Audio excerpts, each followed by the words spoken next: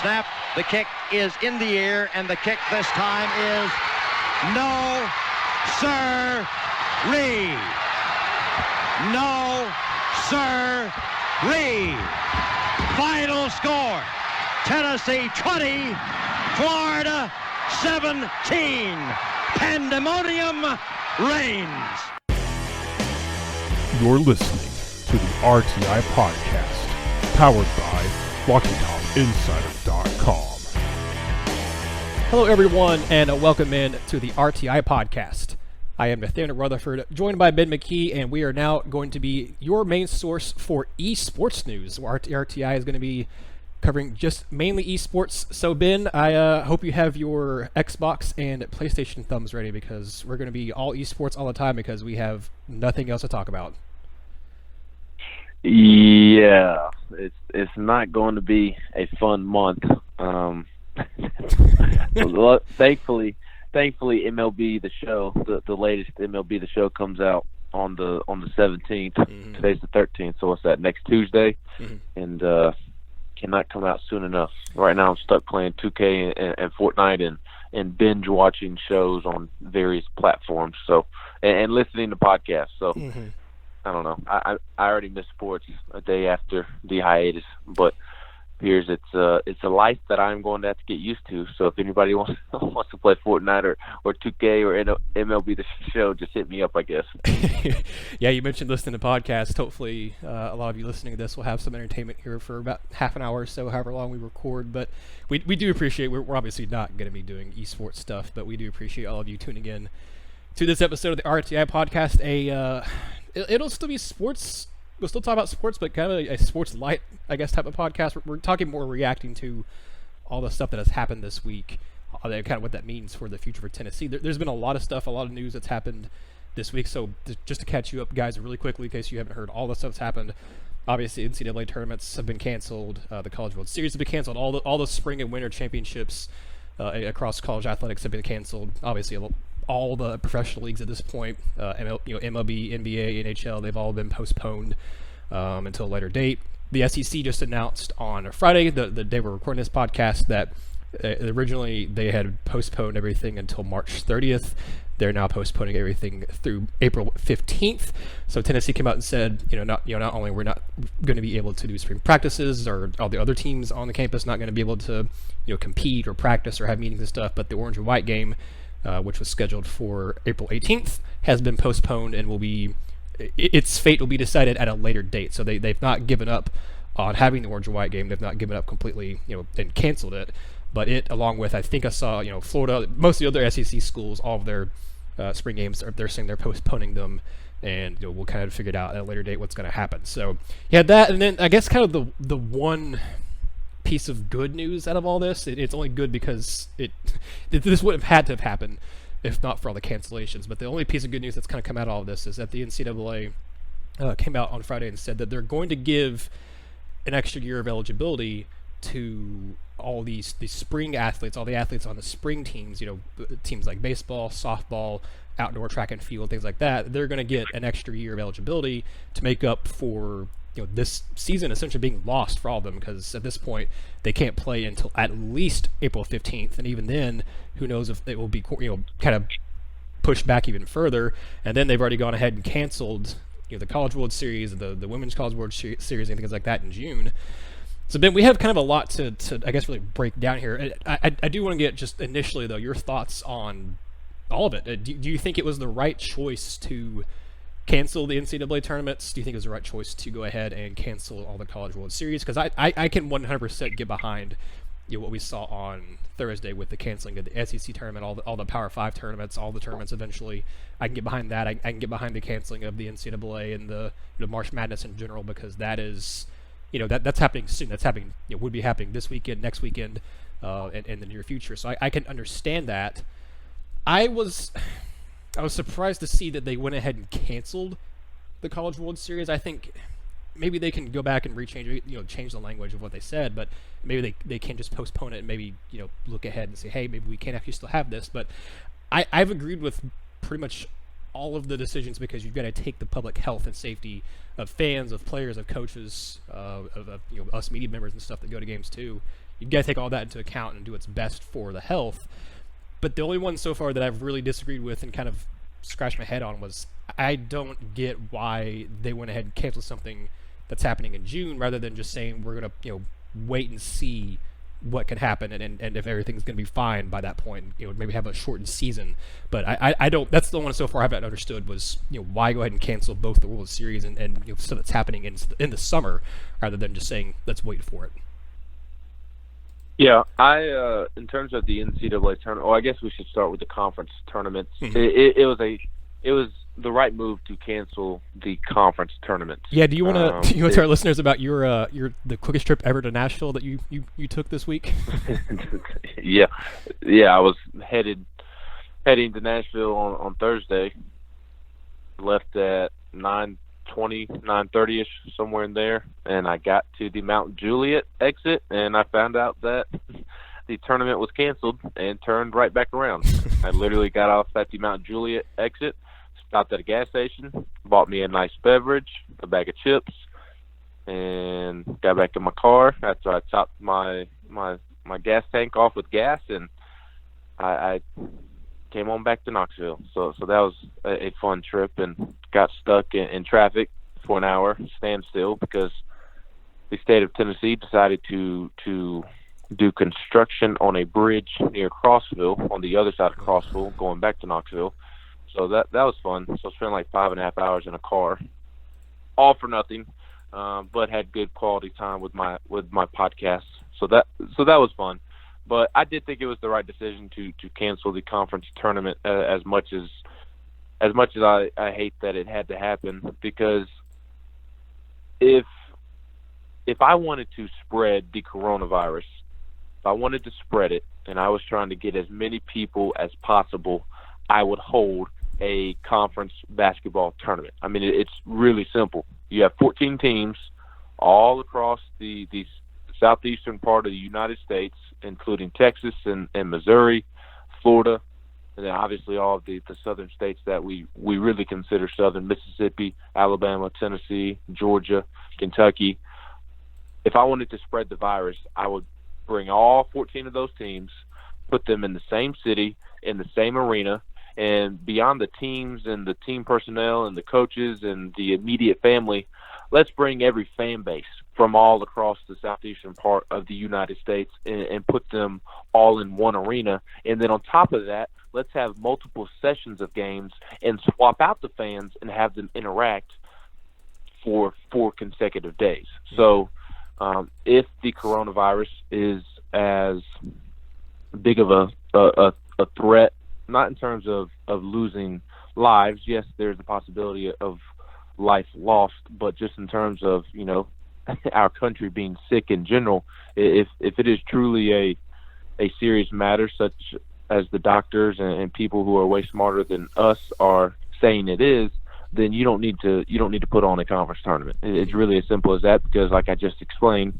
if I want to spread the coronavirus or any virus or any sickness, I'm going to schedule a conference tournament with 14 teams from 14 different places and pack Bridgestone Arena full of 18,000 fans for 4 consecutive days from multiple walks of life and from multiple areas of the United States. So it just simply was not a good idea. In regard to the NCAA tournament, I did not like that they canceled it. I wish that they would have postponed it or suspended it for the time being. They did not need to play within the next 2 or 3 weeks for the same reasons I mentioned. And even without fans, they don't need to play, because the actual basketball is just one big germ, passing from one guy to the next. And who knows if all it takes is one person getting sick, and that sweat being exposed to somebody else, bumping into each other, Lord forbid, blood touching somebody else, somebody's blood touching another person's blood.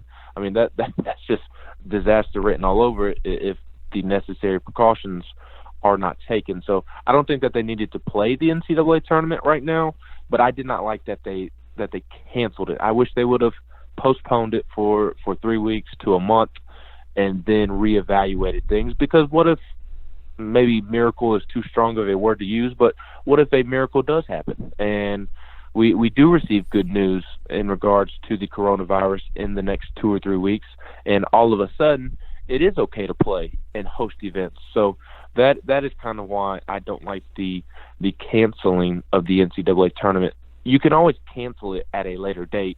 I just wish they would have kind of put it on hold for now, like all of the professional organizations are doing. And I realize the NBA, the MLB, the NHL, they're not in peak playoff mode at the moment, but they are quickly approaching it, and they still suspended their leagues with the possibility to push the season back further than it would normally end. So I wish the NCAA tournament for men's and women's would have taken that route instead of just flat out canceling it. And then in regards to the World Series for both baseball and softball, they completely got that wrong in my book. Yeah. To just flat out cancel it when it is 3 months out, and using the same logic I just used for the NCAA tournament, what if in 2 to 3 weeks to a month and a half, all this has gone away or taken a huge positive turn in the right direction? And again, what if in a month and a half everything is okay and we can resume play? Then you've canceled the World Series for nothing. So I get taking the necessary precautions at this current time for the next 2 to 3 weeks, but canceling anything past that, I think was just a quick reaction. Too much reaction rather than precaution is the way that I've kind of looked at it. Yeah, no, I think that's fair. I think your point there about with the NCAA tournament, I hadn't really even considered that, but I think that's a really good point there too about, they didn't outright have the cancel. And there were talks we saw on, I don't think it was The Athletic, I don't remember who first reported. I know I saw it on Twitter talking about, they considered still doing like a 16-team tournament and having that and a whole weekend in Atlanta. They considered doing that at some point. They were also, they still might, but they're also considering going ahead and releasing their full 68-team bracket, which I just don't see the point in that. I know maybe you can get some coaches and stuff, bonuses for making the tournament and whatnot, but it's just going to remind us that, hey, we're not getting this tournament, and it's just going to be more of I guess it's like a salt in the wound type of thing. Quickly, before we kind of go into the debate or discussion about the scholarship stuff, another thing I wanted to mention about football, and most of you listening are, big football fans. Not just everything on campus and everything is being suspended and whatnot. You can't have any team activities, practices, and everything, but that also extends to recruiting. Coaches and players cannot, coaches and teams can't host players and recruits on visits, unofficial or official visits on campus, and coaches cannot go and visit players. This is normally, we just came out of a dead period all through the month of February. This month of March was supposed to be, very imperative for everybody, but obviously in the SEC it's amped up even more. To have, this is when junior day events happen. This is when you have a lot of kids coming in to visit and watch you practice and stuff. Tennessee did earlier this week. They did have a couple people able to come visit before the postponements happened. You had Caden Salter, a 4-star quarterback, was in, I believe, yesterday he was in on Thursday to see Tennessee practice. It was closed off to media, but he was able to come in and watch that. And then now all his other trips he had planned for this weekend and stuff, they're no longer going to happen. But I think that is interesting, Ben, because I think I don't have the recruiting calendar memorized or right in front of me at this moment. But I think that's a case where, if you're not allowing kids to come visit in this very crucial time where it's, April and March are big times now, especially with the February dead period, having kids come in and see your facilities, see your coaches, see the players and see how you practice and stuff, and come see your spring games and everything. I think they got to make that up somewhere. I think you take out a dead period. I don't know. I can't remember when the next dead period actually is. It might not be until the fall, but I think if you're the NCAA or SEC or whoever's in control of managing those calendars, I think you've got to take out a dead period and replace it, because this is essentially a dead period. You can still contact them. I guess you can text and call them and whatnot, but not being able to have visits and stuff. That is huge. This is a very important time. We've already seen multiple target, top end guys and recruits who had their decision dates set postpone their decisions and push it back because now their plans to visit schools and stuff for the next month, they can't do that. So we're already seeing those recruits and stuff push back their announcements. I know this obviously isn't the RTI and VR2 recruiting podcast, but I wanted to discuss it with you too, Ben. I think they've got to take away a recruiting dead period. They've got to do something to compensate for this because it's not fair. I mean, I guess it's fair because everyone's dealing with it, but it's just, I don't think it's fair to the recruits. I don't think it's fair to the coaches who you're missing on a month of recruiting. It's not just football. I mean, this is for all sports. It's for basketball. It's for baseball. It's for anyone who can host and visit recruits at this time of year. I think it's not fair to the coaches and the players. And I think they need somewhere down the line to take out a dead period that's already on the calendar and replace it, because this might as well be a dead period at this point. I mean, like I said, you can probably call and text them. I would assume that that's still not off the table, but not being able to visit or go visit them, I think that's just detrimental big time right now. Yes, and they will have to open up a dead period, so to speak. I mean, it's not only beneficial to the school, so Jeremy Pruitt can continue to evaluate prospects, and I say evaluate prospects because there have been a numerous amount of kids that Tennessee has signed under Jeremy Pruitt, and even dating back to Butch Jones's days of a kid coming to camp and working out, being offered a scholarship on the spot, them committing on the spot, and then eventually signing with Tennessee. And we haven't reached that point to where kids are missing those type of opportunities yet, but as Tennessee is missing out on opportunities to recruit kids are missing out on opportunities to be recruited. And we always talk about how big of a decision this is for kids. It's a 40-year decision, one that will last them all their life, could determine the direction of their life,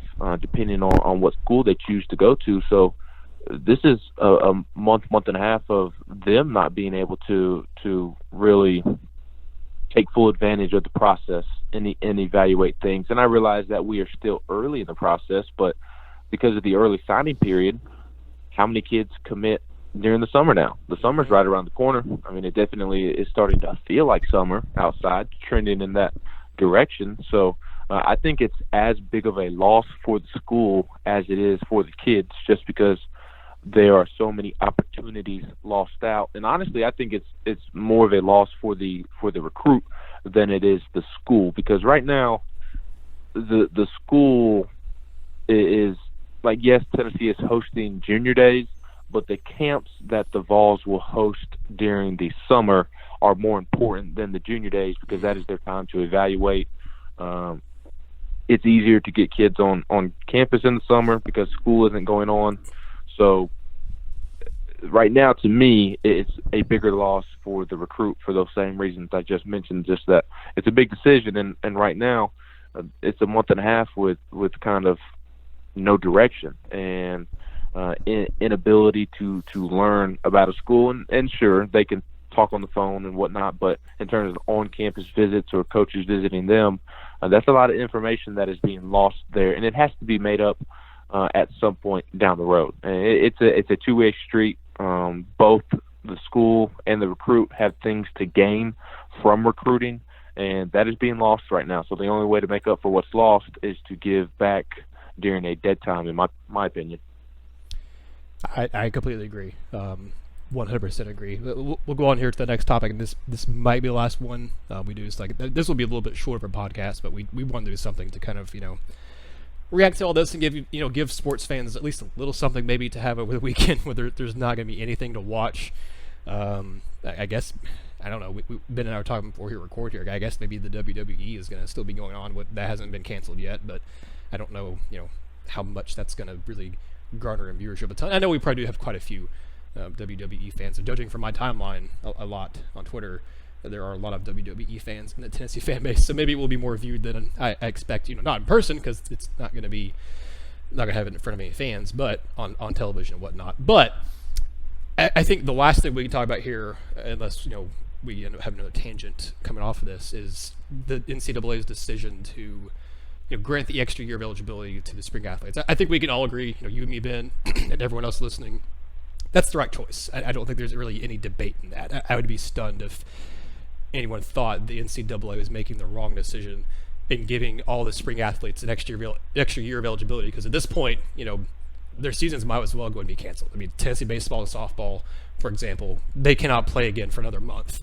And at that point, like I said, who knows if how things have progressed in the United States at that point with the coronavirus. Who knows what will happen? You may have to push things back even further to later on in April, or maybe even into May. At that point, you've missed, a month and a half, 2 months almost of the season. And unless you're willing to have the athletes play all during the summer and stuff, I just don't know that the NCAA or SEC or whomever would be okay with that. So I 100% agree with the NCAA giving these spring athletes an extra year of eligibility. What I think is worth having a conversation, and I think it's also worth having a conversation for the spring, because I think it kind of gets weird with what you do with scholarships and stuff. And Ben, I think you probably know a little bit about that than I do for baseball, because I know baseball, they can hold 35 players on the roster, but they only have like 11 or 12 scholarships they can give out, so they have to give partial scholarships to a lot of the athletes and things like that. So you can talk about that as well. But I think what's an interesting debate to have too would be, what do they do with these winter athletes? You look at basketball. Look at both the men's and women's teams at Tennessee. On the men's side, you have Jordan Bowden, who, Turner. I think Lamonte Turner is an interesting case study in itself, because that's a very different, unique situation. But Bowden's like all these other seniors out here who, he's expecting to play at least in one more game in the SEC tournament, and even if Tennessee lost that one, they were probably going to go to the NIT. He had at least, I would say, 2 more games left as a Vol, and then suddenly his time's over. He just suddenly, the last game he played was senior night. He just doesn't get another game all of a sudden.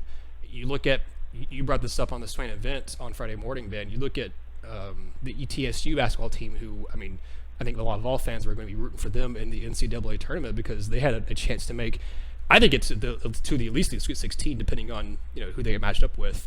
They have 5 seniors on that team. It's a very senior-heavy team.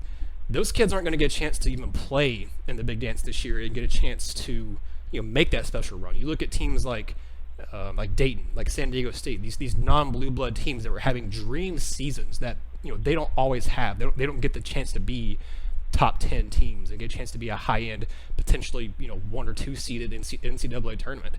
Now suddenly they just don't get a chance to do that.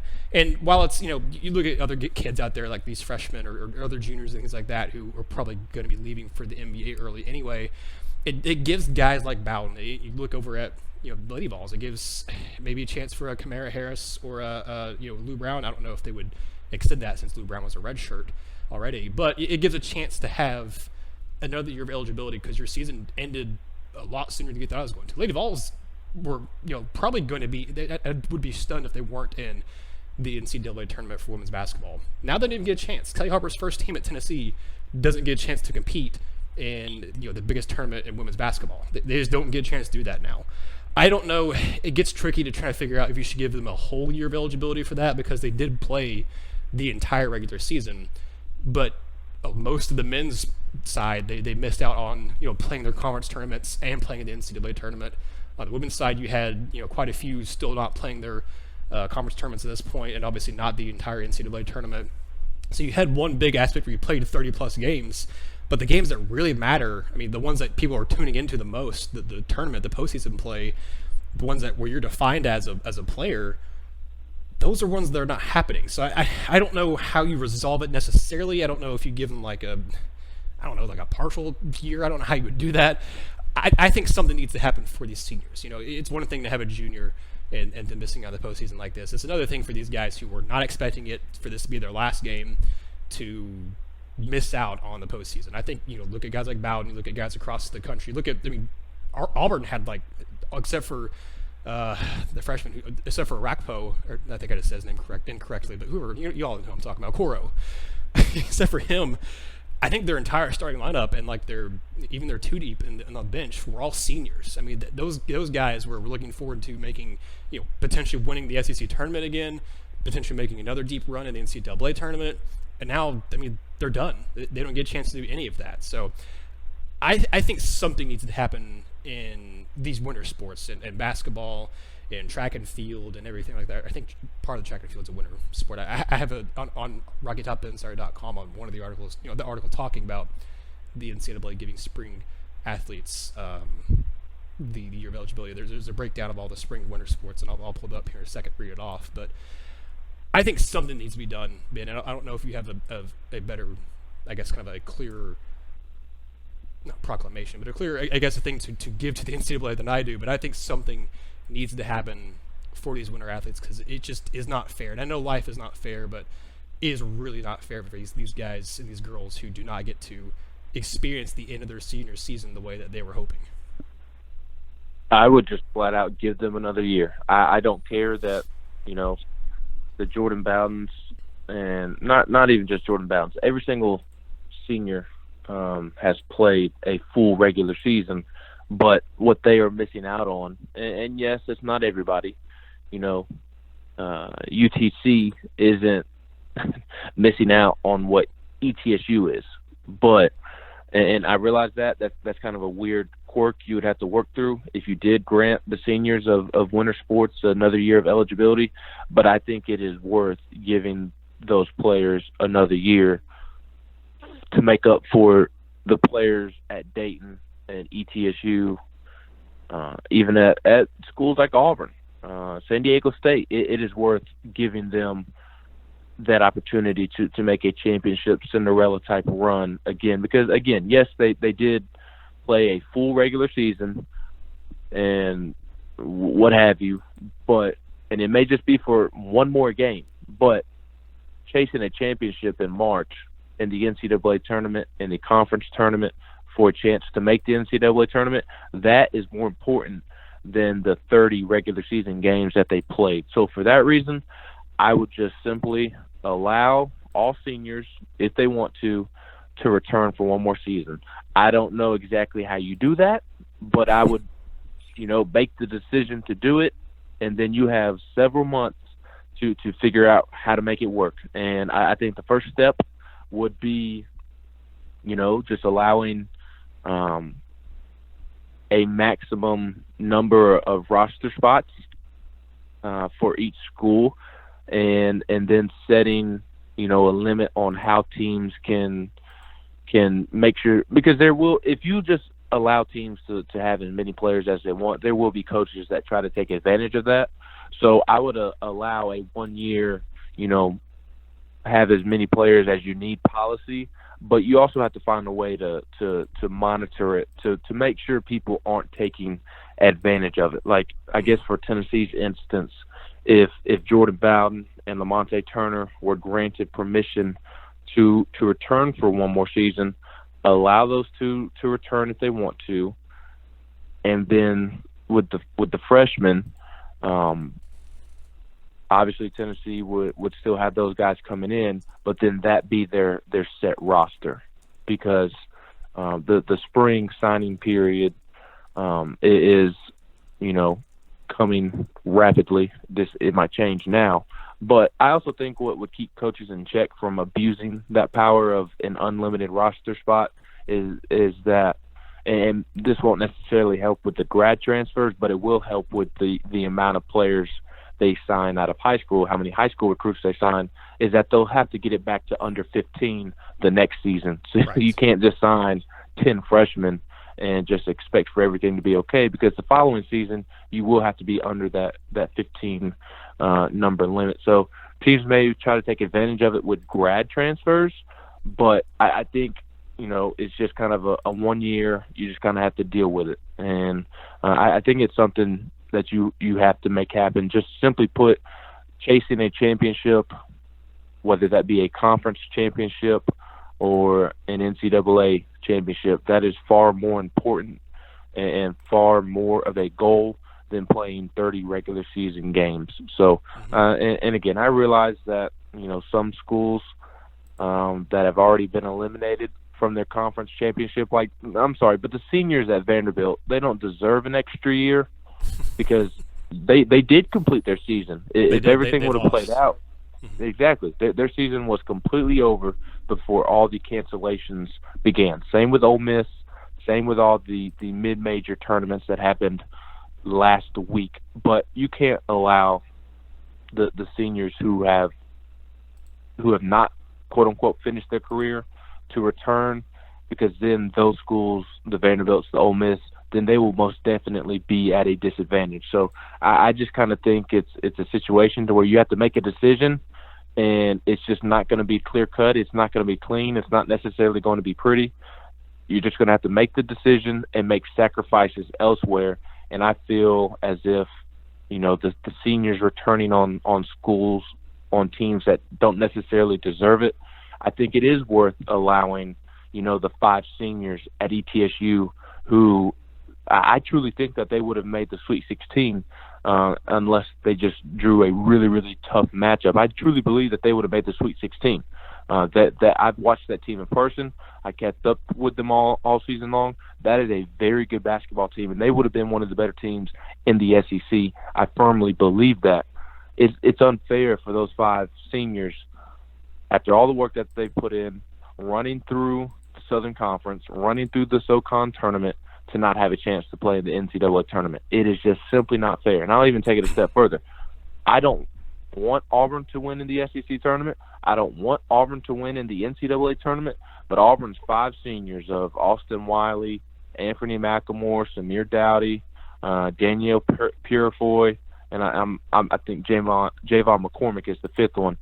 Those 5, what they've done for Auburn basketball the last couple of years, they deserve to have a chance to play in the NCAA tournament together one last time after everything that they've done for college basketball. Not college basketball, but Auburn's men's basketball program. We all know what Auburn men's basketball was before Bruce Pearl was there. And those seniors that have helped pick that up off the ground, they deserve to go out in a different style. And I think it is worth allowing them to do so,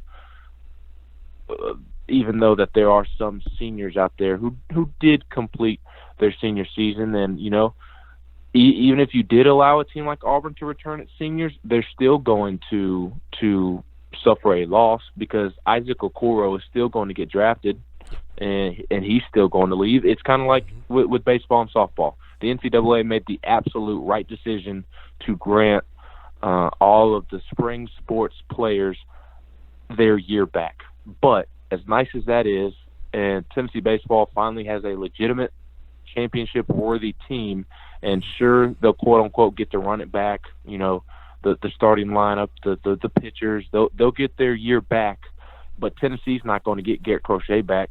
Tennessee's not going to get Alric Solari back. Those 2 are key pieces for Tennessee making a potential championship run this season, and they can give all the years back that they want to, but whenever the MLB draft ends up being held, Garrett Crochet is going to be a top 10 pick, a top 15 pick. So even though he technically gets his junior season back, he's not going to be playing at Tennessee next year because he's going to be making millions of dollars trying to make his way up to the major leagues.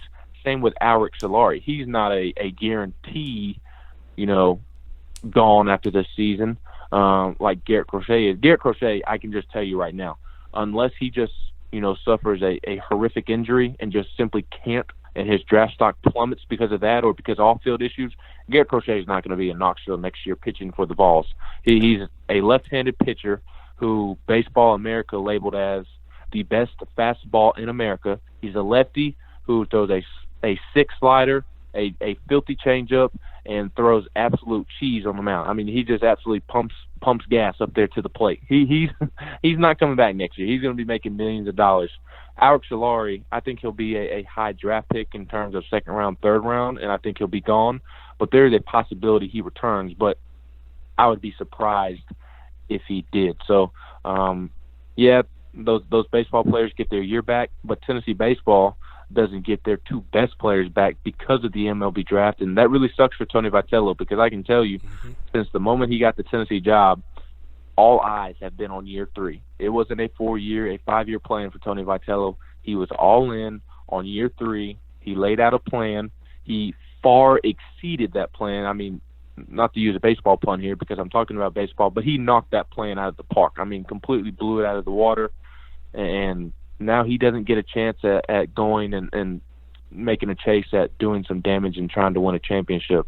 So that really sucks. And the last point I'll make, I know I'm long-winded, the last point I'll make, going back to basketball, I do find it very interesting, though, if the seniors are allowed to return, what that means for the incoming freshmen. Yes. Because you look at Jordan Bowden, you look at Lamonte Turner, Tennessee was able to land Jaden Springer and Keon Johnson in part because those 2 specifically, there's not a clear-cut person in front of Corey Walker. Yeah, there's John Fulkerson, there's Eve Pons, although I think E. Pons will have a decision to make about the NBA. That's a conversation for a different day.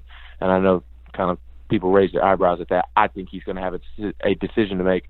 But you can see a clear path for Corey Walker if Lamonte Turner and Jordan Bowden aren't on this basketball team. That's not the same for Jaden Springer and Keon Johnson. So, yes, there were other factors for why they picked Tennessee, but I guarantee you one of the reasons is because Tennessee has two senior guards in Lamonte and Bowden. If those two return, what does that mean for those guys' minutes? I still think they come to Tennessee. I'm not going to say that they're going to ask out of their LOI, but that would be an interesting dynamic, that they are coming to Tennessee expecting to play 30 to 35 minutes.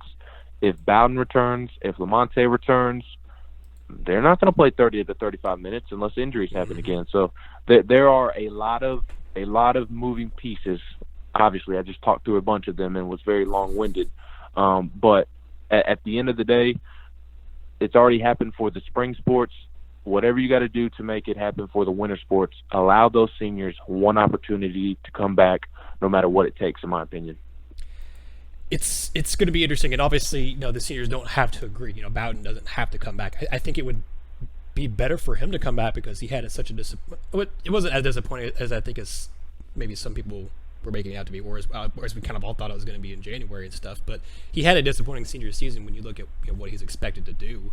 So I think if he wanted to help raise his stock and maybe get into the NBA or get a better, get to the G League or get better money and stuff for overseas, it might be better for him to come back. But I also could understand if he just said, hey, I'm done with college. I'm going to try to make some money and go, to the G League or go to the overseas and play over there or something. So obviously, if they grant these extra year of eligibility to the seniors or whatever, they don't have to take it. But I do agree with you. I'm glad you brought it up because I was going to if you didn't, about what would that mean for guys like Keon Johnson? What would that mean for guys like Jaden Springer? And it's the same thing for baseball.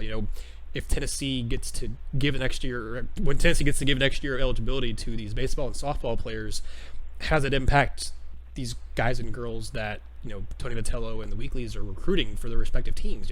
How does that if they were already telling these guys that Vitello's already looking at in this next class to come in, hey, we can give you this amount of money for a partial scholarship, whatever, but then you end up keeping these guys who you thought were going to be gone. Tennessee doesn't have a lot of seniors on the baseball team, but they do have I think 3 or 4. They have 3 on the roster right now. Does that impact what you can give to these incoming guys as freshmen or junior college kids? So I think that's going to be all the interesting stuff, is how do they work out the languages with the scholarships for the spring sports. If they decided to do for winter sports, same thing. But also, like you said, does that will they let these other signees in the 2020 class out of their NLIs and stuff? Because I think they absolutely should. If they're going to give the extra year eligibility back to these seniors, I think that should allow these incoming freshmen and guys like that to change their minds too, because this obviously wasn't something they saw coming and wasn't something they anticipated happening either. So, and I think another note on that too is that while like I said just there, I'm usually all for kind of the freedom of movement for players and letting players. I'm not been against the transfer portal. I'm all for them kind of giving that 1 year, that one waiver of saying, hey, you get a free transfer in every sport or whatever. I've been a big proponent of kind of letting players have that choice and letting more player freedom. I do think in this occasion, though, if you're going to give an extra year eligibility to these seniors to come back to school, I think it needs to be for them to stay at that school. I don't think that 1 year extra year eligibility should be able to apply. It's specifically just in the winter sports, basketball, things like that, to the seniors specifically. I don't think that extra year eligibility should be able to. You should be granted that if you're going to use that to transfer, because at that point you're using it kind of for selfish reasons and using it to, I guess, benefit yourself more than just benefit you and the school and whatnot. And maybe I don't know if they do that or not, but I just feel like, to me, the appropriate thing would be you're getting this extra year eligibility, but you're going to have to stay at the school that you're already at. I don't think that allowing them to transfer to schools would be appropriate. But maybe, I don't know. I don't even know if we'll even get that extra year of eligibility or not for these winter athletes. But really quickly here before we end the podcast, Ben, you mentioned the Auburn players as seniors. I've got their roster in front of me. The guys, and like you said, we're not Auburn fans. People have joked about you being Auburn on the Swan event and stuff before, Ben, because of your in-laws and stuff being Auburn fans and everything. But we're obviously not Auburn fans. We've talked before on this podcast how we wish Tennessee could finally beat Bruce Pearl and the Tigers. But your point still stands about the seniors to Auburn basketball, how important they've been. I mean, it's the same thing with, you look at Admiral Schofield, you look at Grant Williams wasn't a senior, but you look at those kids last year on Tennessee's team last year and how important that senior and junior class was to Vol fans. It's the same thing for this Auburn team. You have Samir Dowdy, you have Javon McCormick, Austin Wiley, Daniel Purifoy, and Freddie McLemore. Those are your seniors on Auburn's team, and I think it would just be a shame for those guys not to be able to have a chance to make some more history for Auburn, because they've definitely been making history for the Tigers in men's basketball. And the kind of last thing here, I said I'd have a list of all of the winter and spring sports in college athletics. So I'll read that off to you guys really quickly, just so you know when we're talking about winter and spring, all the sports we're talking about. Winter sports, here are all the winter sports as defined by the NCAA, as far as, and obviously Tennessee doesn't have all of these, but these are all across the country. You have men's and women's basketball, you have women's bowling, men's and women's fencing, men's and women's gymnastics, men's and women's ice hockey, men's, women's, and mixed skiing, men's and women's swimming and diving, men's and women's indoor track and field, and then men's wrestling. And the spring sports, obviously baseball and softball. You have golf as well. You have lacrosse. You have women's rowing. You have tennis. You have the outdoor track and field, men's volleyball and women's beach volleyball, and then you have women's water polo. So those are your winter and spring sports. So when we're talking about all the spring sports they get scholarships, that's what all that applies to, and all the winter sports and whether or not they should get scholarships back, that's what that all applies to as well. We appreciate you all listening to this episode of the RTI Podcast. I'll be honest with you, I don't really know when the next one's going to come out. Maybe it'll be next week. It just kind of depends on what all happens between now and I guess next week, as far as news for Tennessee, news for whatever. But I mean, we can have other stuff we talk about. It's maybe we'll go into off-season mode early and start doing our lists and everything like that, Ben. But if we do it next week, it won't be any kind of big production. It'll be kind of off-season mode unless there is some kind of news. But we really do appreciate you guys listening to this episode. We're still gonna have stuff on the site. We still have stuff on the site right now. You can read through what Philip Fulmer had to say. He said he feels heartbroken for all Tennessee student athletes, and kind of read through what he has to say. RocketTopInsider.com is that. We'll have some stuff about recruiting. We'll have some stuff looking back at and looking forward, I guess, both for football. There's something I want to do about basketball. I'm kind of looking at Tennessee's decline this year. Was it abnormal? Did Tennessee experience an abnormal amount of decline, considering the heights they reached last season? So that'll probably be on the site at some time in the near future as well. So be sure to check it out. We're RocketTopInsider.com, Rocky Top Insider on YouTube, Facebook, Twitter, and Instagram. We appreciate all of you who follow us and like us on all those places as well. And thank you all again for listening to this episode and all of our other episodes of our podcasts. Signing off for Ben, I am Nathaniel, and thank you all again. This has been another episode of the RTI Podcast.